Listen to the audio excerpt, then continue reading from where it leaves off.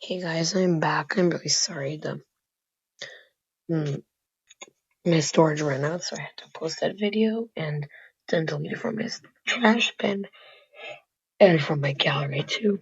So now I'm back here finishing chapter 4, and then on 5. Yay!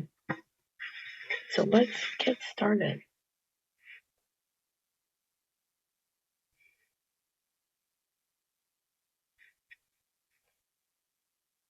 Okay, so I left off at the bottom of page 58, I believe.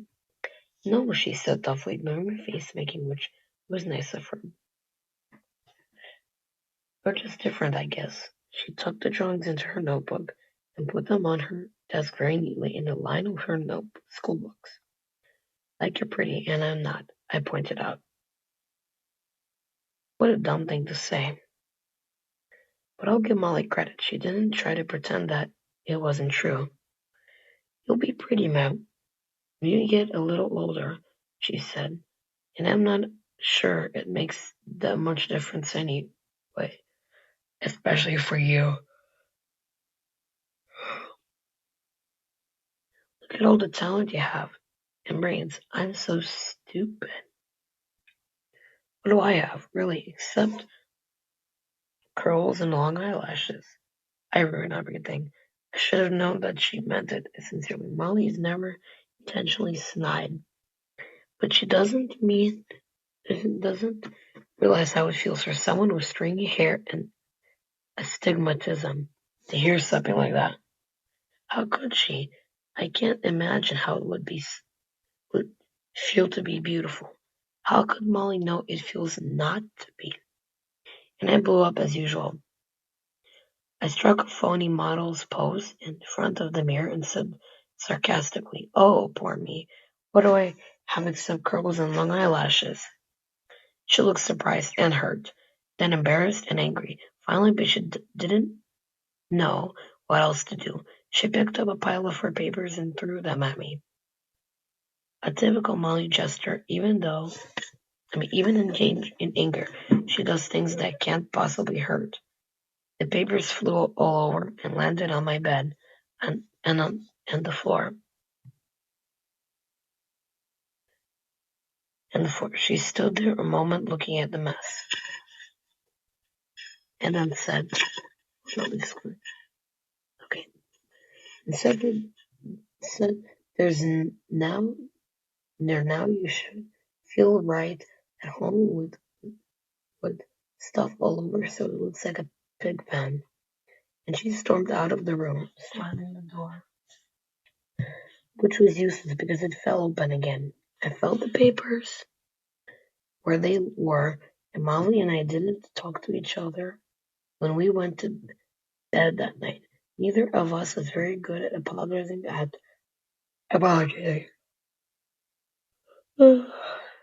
Tired. Molly just waits a while after a fight, and then she smiles. Me, I wait until the other person smiles first. I always seem to be the first one in and the last one out of an argument. But that night, neither of us was ready to call it quits. And Molly didn't even smile when I climbed into bed very carefully so that all her exercises in the past participates where she'd thrown them. And I went to sleep underneath the pile. I don't know what time it was when something woke me up. I wasn't sure what it was, but something was happening that made me afraid. Sorry, just some random video.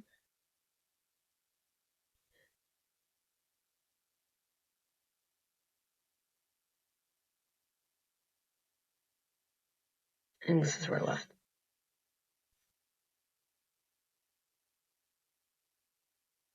I don't know what time it was when something woke me up, but oh my god.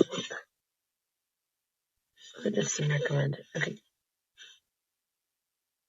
I don't know what time it was when something woke me up. I wasn't sure what it was, but something was happening that made me afraid. Oh, I read that part. Okay. I had that feeling along the edge of my back, the cold feeling you get when feelings aren't right. And it wasn't a dream. I sat up in bed and looked around in the dark, shaking off whatever was left of sleep. And the feeling was still there, and that something was very wrong. The French papers slid to the floor. I could hear the sound of them fluttering off the bed. Quietly I got up and went to the window. The first day of spring wasn't very far away. But dates like that don't mean much. In New England, it was still very cold, and there was snow. Still in the fields, I could see the whiteness of it as I looked out the window beyond the corner of the barn, far across beyond the pine trees. There was a light in the window of the empty house. I looked up to find the moon, to see if it could be reflecting in one window. But there was no moon. The sky was cloudy and dark, but the light was there, a bright rectangle in one corner of the old house, and it was reflected in another rectangle on the snow. "Molly," I whispered. Stupid to whisper if you want to wake someone up. But she answered as if she were already awake. Her voice was strange, frightened and puzzled. Meg, she said, in an odd voice, as if she were captured by something and if she couldn't move. "Call Mom and Dad quick." Ordinarily, I argue with Molly if she tells me to do something, just on general principles. But everything felt wrong. She wasn't just telling me, she was ordering me. She was very scared. I ran from the room, through the darkness, through the shadows in the hall, and woke my parents. "Something's wrong," I told them. "Something's wrong with Molly." Usually when you turn a light on in the night, everything that you're afraid of goes away. At least that's what I thought once I was younger. Sorry. I thought once when I was younger. Now I know it isn't true. When my father turned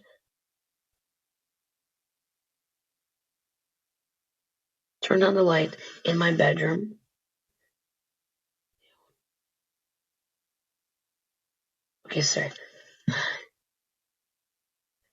when my father turned on the light in my bedroom, everything was there. It was so much there, and so bright and so horrible, that I turned and hid my face against the wall. And in the corner of the wall, with my face buried, my eyes closed tight and tears starting, I could still see it. Molly was covered with blood. Her pillow, her hair, her face were all wet with it. Her eyes were open, frightened, and her hands were at her face, trying to stop it, trying to hold it back. But it was still coming, pouring from her nose onto the sheet and blanket in moving streams, and spattering on the wall behind her bed. I could hear my parents moving very fast. I heard my mother go to the hall linen closet, and I knew she was getting towels. I could hear my father's low voice, talking to Molly very calmly, telling her everything was all right. My mother went to the phone in her bedroom, and I could hear her dial and talk. Then she moved down the stairs, and outside I heard the car start. It's okay. I heard my father again and again, reassuring Molly in the steady voice. I could hear Molly choke and whimper. Mom came back in the house and up the stairs, and came to where I was, still standing with my back to the room. "Meg," she said, and I turned around. My father was in the doorway of the bedroom, with Molly in his arms like a small child. There were towels, already drenched with blood, around her face and the head. They had wrapped her in the blanket. Wrapped her in the blanket from her bed, and the blood was moving unequivocally, slowly. My father was still talking to her, telling her it was all right, it was all right, it was all right. Max, said my mother again. I nodded. We have to take Molly to the hospital. Don't be scared. It's just another of those nosebleeds, but it's a bad one. As you can see, we have to hurry. Do you want to come with us? My father was moving down the stairs, carrying Molly. I shook my head. I'll stay here, I said. My voice was shaking, and I felt as if I were going to be sick. Are you sure? Asked my mother.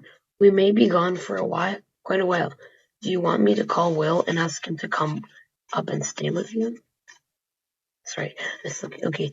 I shook my head again, and my voice got a little better. I'll be okay, I told her.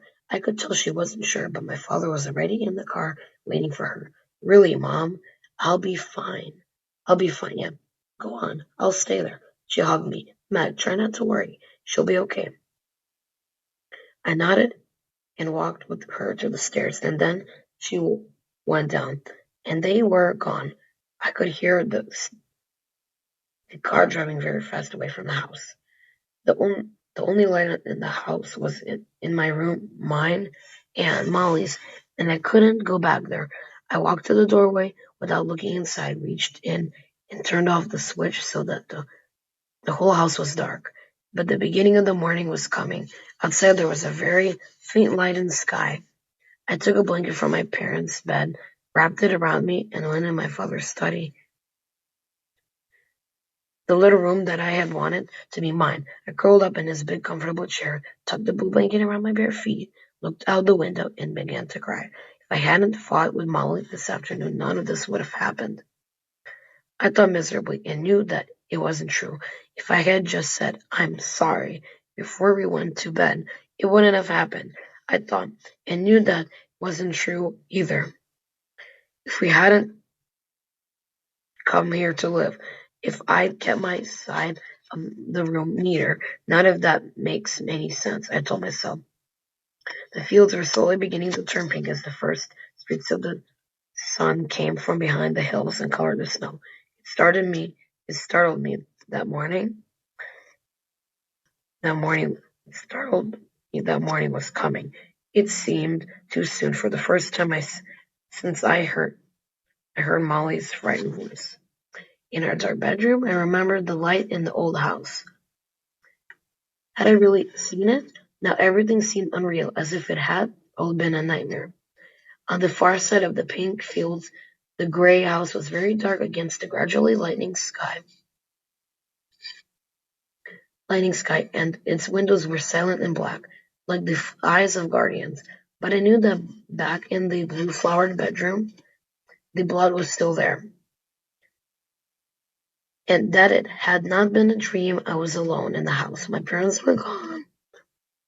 With Molly's hair sticky from blood and the stain spreading on the blanket around her. These moments when I had stood shaking and terrified, with my eyes tightly closed against the corner of the wall, moments which may have been hours.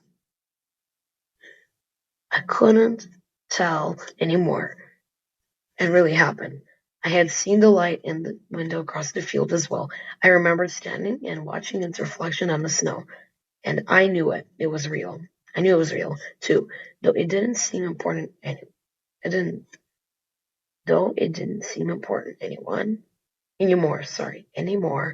I closed my eyes and fell asleep in my father's chair.